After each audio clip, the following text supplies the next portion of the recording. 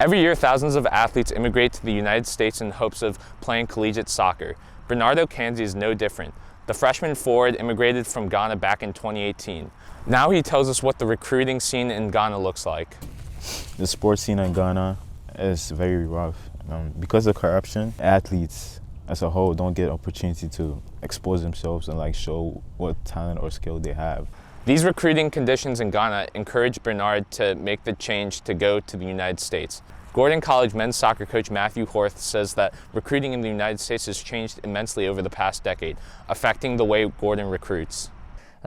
There's kind of two schools of thought around this. You can either have a really big net, a wide net, and try to go for as many players as you can and just see who you get, or you kind of sharpshoot and try to get guys specifically that you're targeting. So for us, we've had way more success in targeting those specific players, and part of that is because of the Christian niche of Gordon, and that we need guys who genuinely buy into that identity and want to be a genuine Jesus follower.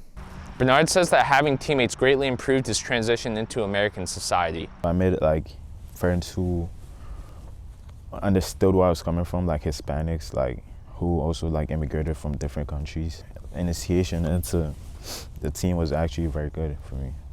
A big problem Bernard had in his transition was that he didn't want to be seen as an immigrant. Settling in, I actually was very quiet at the start because I didn't want to be seen as the African boy and also be judged on my accent.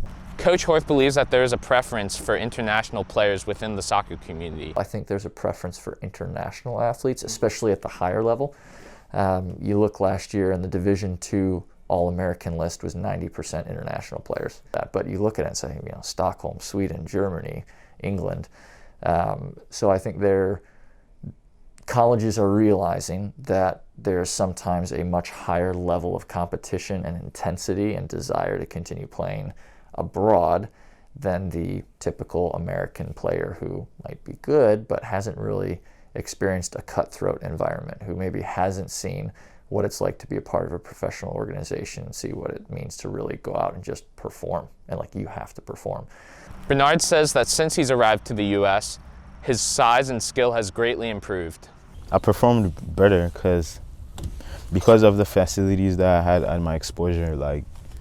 I didn't really used to use the gym back in Ghana. Having gym and equipments that are way different than over here than Ghana helped me a lot. I also realized the technical aspects of soccer as a whole. Back in Ghana, we just used to play around and not really care about how the game was run. But you could see there was a lot of talent. It wasn't really well coached though, so being here, I have been coached by good people and I've gotten to see the game a lot better. Coach Horth says he puts an emphasis on team culture, devising different plans to integrate new players.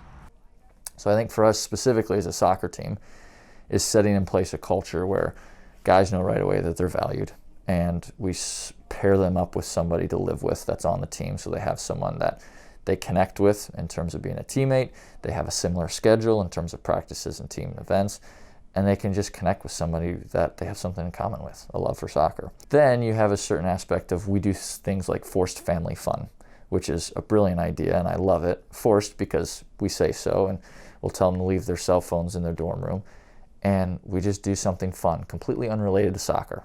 Is it going to make us a better team? No. But you do this and the group is forced to integrate, and they're forced to put equity down in their social relationships with each other and build those to the point where if you do it right, then not only are you integrating well and you feel like you're a part of a family and a team right away, but after graduation you feel like you've got guys that are going to stick with you for the rest of your life.